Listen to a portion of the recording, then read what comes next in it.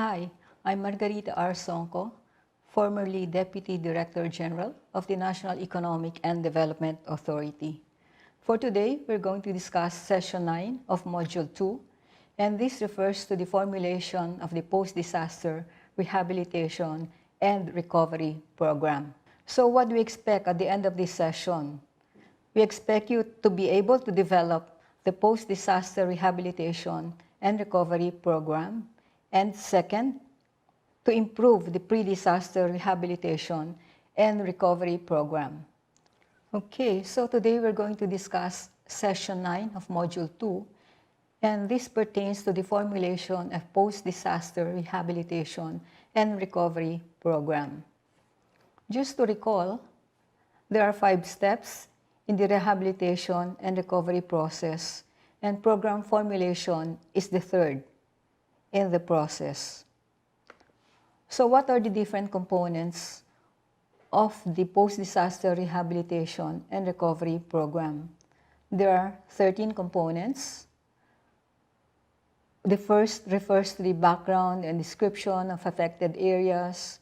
The second, description of a hazard event. The third, assessment of the effects of the disaster. The fourth is the post-disaster rehabilitation and recovery framework that was discussed in a previous session. The fifth refers to the objectives of the program. The sixth refers to the rehabilitation and recovery strategies. The seventh refers to targets. The eighth, and I think you're more familiar with this, it is the proposed land use framework.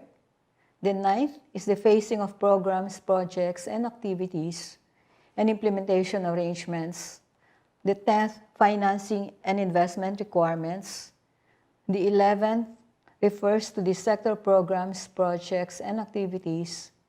The 12th refers to the mechanism for monitoring and evaluation. And lastly, the communications strategy. We will go over this one by one very briefly. So the first step involves the background and description of the affected areas. What does this cover?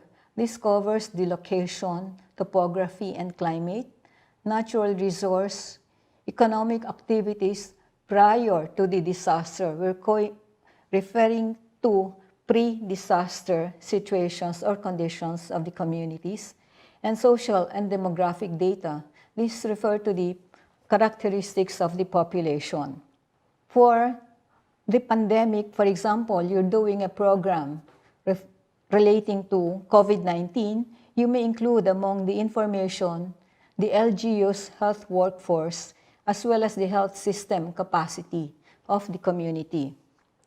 The information may come from existing plans of the LGUs. So nandyan na yan sa inyo, you don't have to go far, nandyan na sa mga plano ninyo or some of your data requirements or availability in the other plans that you have been doing. And these are available, for example, the Pag-asa, PhilVolks, DNR, Mines and Geosciences Bureau, and NAMRIA. The second component refers to the description of a hazard event. So this also includes its immediate effects. Where do you get all this information? You will get this from the situational reports from the Office of Civil Defense, or OCD, and other relevant government agencies, as we mentioned earlier, PhilVolks, Pag-asa, MGB, and NAMRIA. The next component is an assessment of the effects of the disaster. This involves both the physical assessment and the socio-economic assessments. So for the physical assessment, this will include description of the damaged physical infrastructures, anong bridges, roads, buildings na nasira because of the disaster, or alterations in the topography and environment, highlighting key landmarks that were affected. In the case of the socio-economic assessments, you will include the summary of damage and losses in key sectors. Madalas ang sinasabi natin, this involves infrastructure, social, livelihood, mga livelihood, housing, and the macroeconomic impact of the disaster, and the statistics on the number of internally displaced casualties, missing and injured persons. Assessment of vulnerable sectors, which includes the children, women, and the poor. Again, the information will come from the PDNA that was prepared before. However, we should highlight the human recovery needs, which is also available from the PDNA. So moving on, we're now on the fourth content of the Rehabilitation and Recovery Program. And you should be familiar with this because this was discussed in an earlier session, and this refers to the Rehabilitation and Recovery Framework. Just to refresh your memory, while we have the general framework for post-disaster rehabilitation and recovery framework, it should be tailored fit to the areas and sectors affected as well as the disaster context. And secondly, the overall outcomes, sector outcomes, cross-cutting concerns, they will vary for each rehabilitation and recovery program.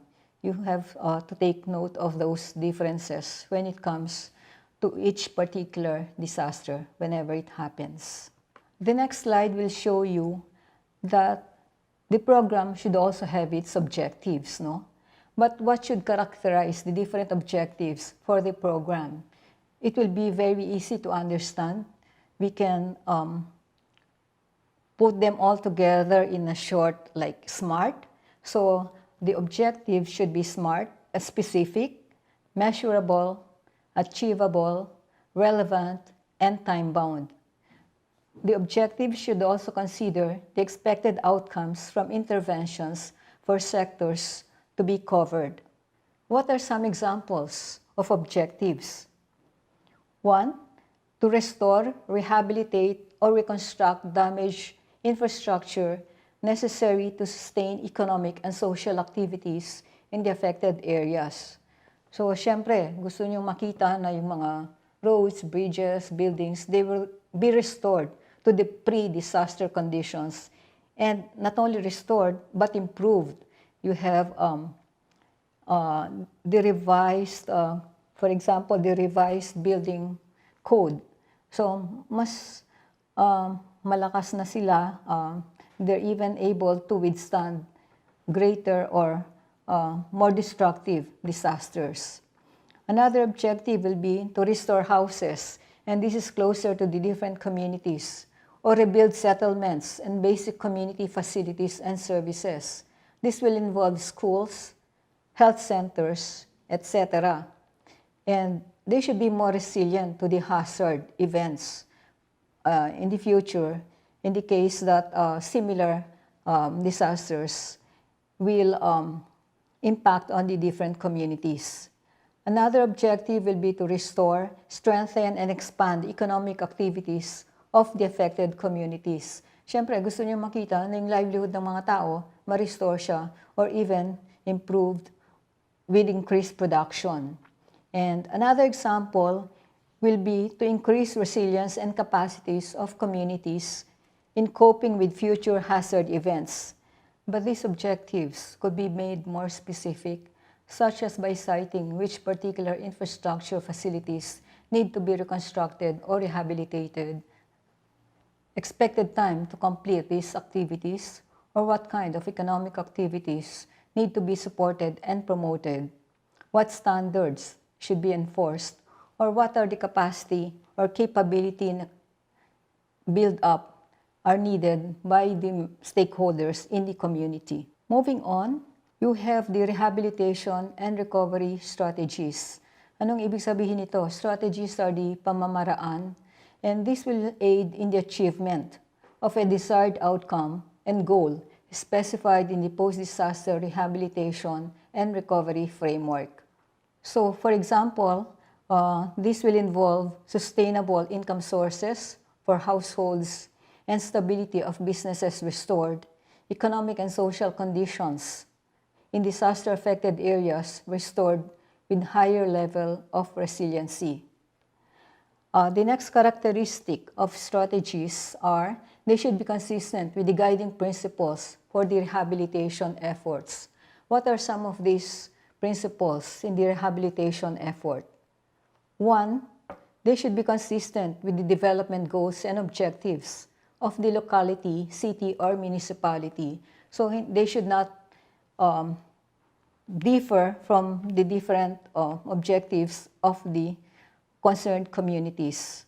Second, they should be broad enough to cover all affected sectors and fully integrated for ease of coordination. Third, another principle is they should be evidence-based. You use available data to be able to come up with your strategies. Another principle will be forward-looking. While based on statistical trends and informed predictions, it should consider the likely impact on future and emerging disasters. So hindi lang yung kasalukuyan ang titignan ninyo, but you have to look forward and see how this will impact on prospective disasters that are likely to happen in your community. Another principle, that they should be outward-looking. It takes into account the situations or developments not only in your respective communities, but also what is happening in your neighboring communities or cities or municipalities. So marami kayong consider when it comes to coming up your different strategies. Also, they should be sector-specific, and subsector strategies will also help to achieve the program objectives for the short and medium term. The next slide will show you again specific strategies, pero this time this will be by sector. As we discussed before, sectoral kuminsan ang approach natin when it comes to the framework or the programs. So again, for this, we will give you example by sector. One, you have livelihood and business development. A strategy could be to develop sustainable disaster and climate change resilient employment and livelihood activities, promote resilient and competitive industries, and establish a strong market presence for products and services delivered by the affected areas, and improve access to financial services and microinsurance for micro, small, and medium enterprises and households. For agriculture and fisheries, what are the strategies that we can adopt? Develop and implement interventions for agriculture and fisheries that will provide immediate and sustainable sources of food and income. Another strategy will be to improve access to credit and microinsurance for farmers and fisher folks. Bakit nauulit yung financial services? Di ba usually after disaster, the people in the affected communities, they don't have the financial resources to be able to continue with their lives or with their livelihood activities. So they need assistance from the government, particularly when it comes to financing. Kaya mahalaga yung financial services, lalo na for the small, the micro, and medium enterprises. Moving on, another sector strategy will involve housing and settlement. So what are the strategies that we can adopt? Identify and acquire safe and suitable land for housing development. Diba, pag may disaster, usually those in the coastal areas are affected, or those who, because of landslides, they have to move to safer areas. So you need to acquire safe and suitable land where they can be resettled for housing development. Second will be to adopt a comprehensive housing program covering emergency shelter assistance to permanent housing. When it comes to a disaster or after a disaster, hindi naman ibig sabihin you relocate the people affected kaagad sa permanent areas where they can be resettled. Usually, emergency housing, very temporary yan because sometimes it takes time and effort to identify suitable locations where they can be relocated. Aside from the suitable areas, you have to provide livelihood opportunities as well as utilities, power, as well as water. And for social services, what strategies can be adopted?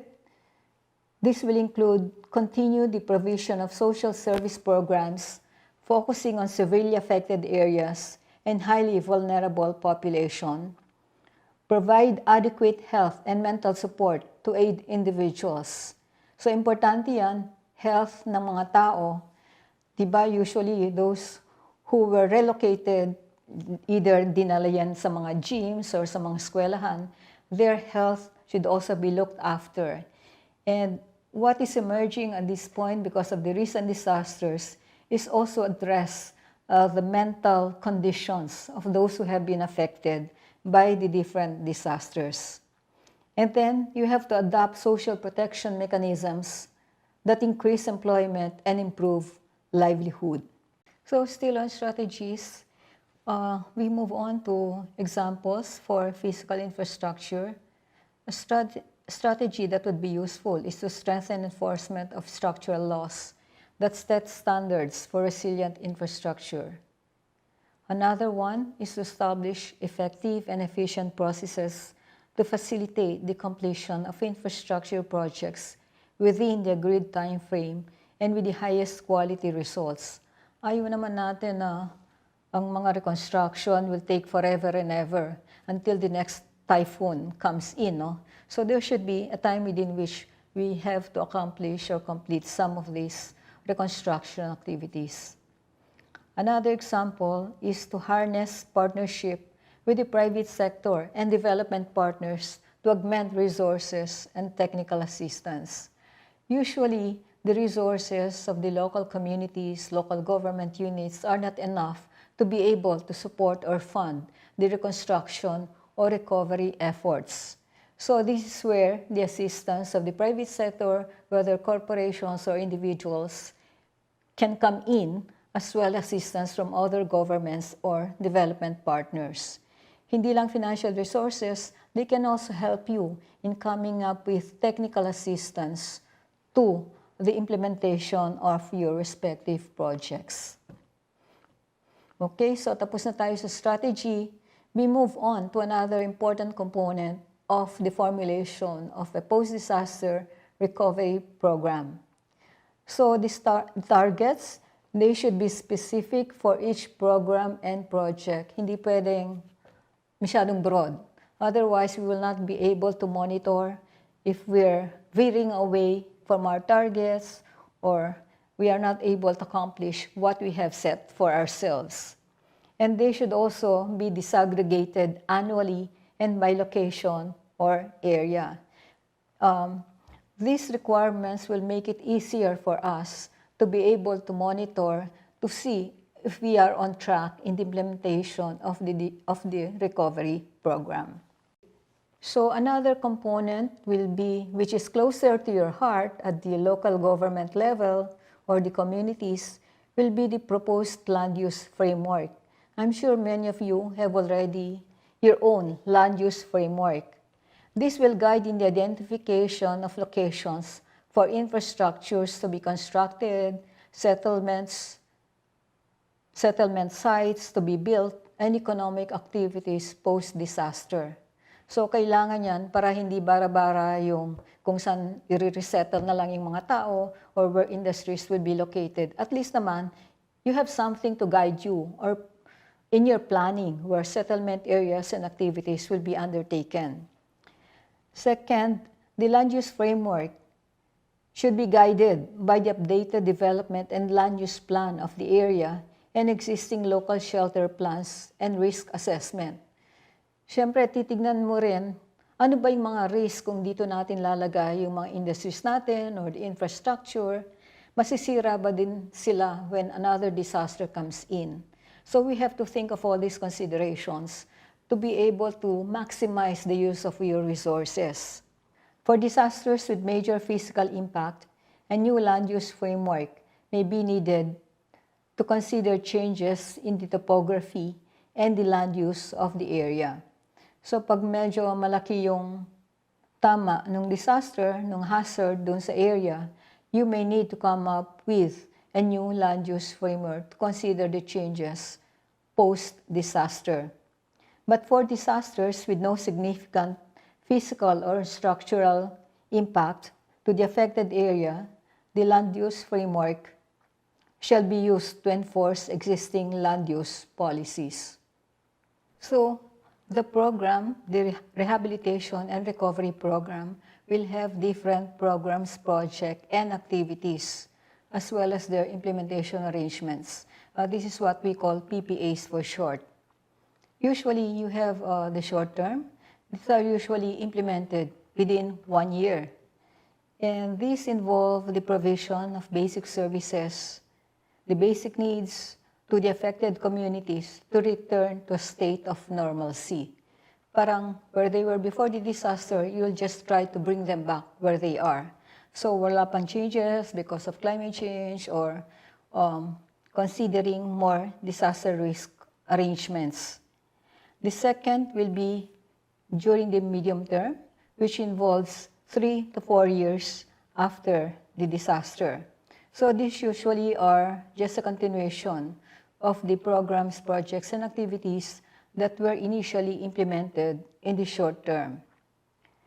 Now, the PPAs, or programs, projects, and activities implemented in the medium term will now give emphasis on enhancing the resiliency of the communities against disasters by integrating concepts and principles on disaster prevention and mitigation, as well as disaster preparedness. So you're not, for the medium term, you're not just satisfied or contented with going back to the pre-disaster situation or conditions. You need to improve your different conditions. That is why you have to consider or put into the equation additional concepts or integrating activities that will improve the resiliency of your buildings, physical infrastructure, as well as the livelihood of the communities affected. We mentioned programs, projects, and activities. This will not be implemented if you do not have financial resources. Siyempre, you always need money to implement or carry out these different projects. Saan ka kukuha ng resources to be able to support the implementation of these activities? One will be the budgets, the regular budgets of the national government agencies. Now, when it comes to government corporations, they would have their corporate operating budgets. And in the case of the government financial institutions, like for example, Development Bank of the Philippines, the Land Bank, these are possible sources of financing for your different programs and projects. Another source would be the National Disaster Risk Reduction and Management Fund, but this has to be endorsed by the NDRRM Council and approved by the Office of the President. So medyo you have to go through a certain process to be able to access funding from the NDRRM fund. A third source of funding would be the LGUs. The local government units themselves, they have disaster funds that they can use to implement their disaster-related activities. Another source would be non-government organizations, civil society organizations, the private sector, whether individual or corporations. So in the previous slide, we discussed the financing and investment requirements of the different programs, projects, and activities. To be able to see this quickly, we have come up with different templates. What you have on the slide shows the source of fund. We discussed this, NDRRM fund, regular agency budgets. The next column will show the number of projects. How many of the projects will be funded, for example, by the LGU themselves? How many will be funded by the private sector? And then for the next columns, what would be the investment requirements during the short term or the medium term? Para mas makikita, kailan mo kailangan yung pera. Ngayon na, or you can maybe delay the sourcing of these resources maybe 1 or 2 years from now. And then you have the last column, how much will be the total investment requirements of each of the different projects. The next slide will show you another configuration of a template still referring to the financing and investment requirements of your different projects. This time, the template is constructed in such a way that this will be by sector. How many programs and projects are in the infrastructure sector? How many are in social services? How many are in the settlement sector, livelihood, and agriculture? This table, while it shows certain sectors, is by no means exhaustive. Depending on your needs and requirements, you can adjust this depending on your requirements. Again, you have how many projects are infrastructure, how many are settlement-related activities, how many are in livelihood or agriculture. Again, what you had in the previous template, the investment requirement will be classified in the short term or medium term, and then you have your total investment requirements. Again, this gives you a bird's eye view of the financing requirements of different programs and projects that you have set yourselves to undertake after a disaster. So the table will also contain the annual breakdown of funding requirement. For example, a project will be implemented for a period of 3 years, so you have to disaggregate the requirements by the first year, second year, or the third year, so that you'll be able to determine how much will be required for each of the years it will be implemented. And then you have the funding source that was discussed earlier. We mentioned government-owned or controlled corporations, local government units, development partners, national government agencies, NDRRM fund, or even the private sector. A new information that will be contained in this table will be the implementing agencies. This could be by the LGUs, the national government agencies, for example, Department of Agriculture, DOLE, DTI, or DPWH. These are just examples. And the last column will cover the time frame for implementation period. As I stated earlier, a project could be implemented for a period of 3 years. So nakalagay yan, for example, 2021 up to 2023. You can include that in the last column of the table. The next slide will show you a table that has been populated giving examples in previous disasters. What we have here as an example refers to agriculture and forestry. What activities have been undertaken under this sector? You have emergency employment, cash for work, for debris clearing, management and rehabilitation of farms. These are usually the activities being implemented after a disaster. Diba? Lilinisin mo yung mga kalat dyan. So, binabayaran yung mga tao who have been hired to do such activities. Anong area? So, dun sa example natin, Compostela Valley, total funding requirement, yung kabuuan na kailangan na to implement the project, it's 100 million. So when do you need this 100 million? You need the 100 million, 80 million during the first year, and the rest during the second year of implementation. Where will you get the funds to implement this project? It will come from a regular agency budget. Which is the implementing agency? Department of Agriculture. It could also be the DOLE, DNR, or the SWD, depending on the activity that will be implemented. And the time frame for implementation is for 2 years, so 2017 and 2018. So if you will recall, I mentioned that there are 13 components of the Rehabilitation and Recovery Program. We have discussed 11 components. Now there are 2 remaining components, and these refer to mechanism for monitoring and evaluation and the communication strategy.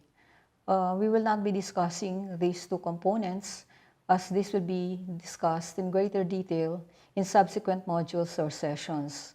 So I hope we have been able to impart to you some information, and I hope after this session you will be able to craft your own post-rehabilitation and recovery program, or that you will be able to improve on your pre-disaster rehabilitation and recovery program. So thank you for listening, and I hope we will see your output at the end of the other sessions.